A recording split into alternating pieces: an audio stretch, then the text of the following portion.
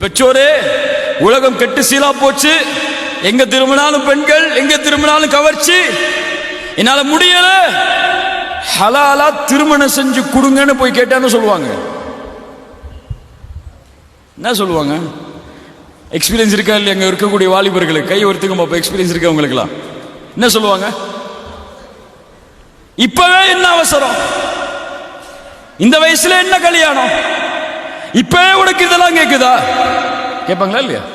அல்லாஹ் பாதுகாக்க வேண்டும் இந்த வார்த்தைகளை எல்லாம். அல்லாஹ் பாதுகாக்க வேண்டும். ஹலாலை செய்வது இன்று சிரமம், ஹராமை செய்வது எளிது. அப்படியா இல்லையா?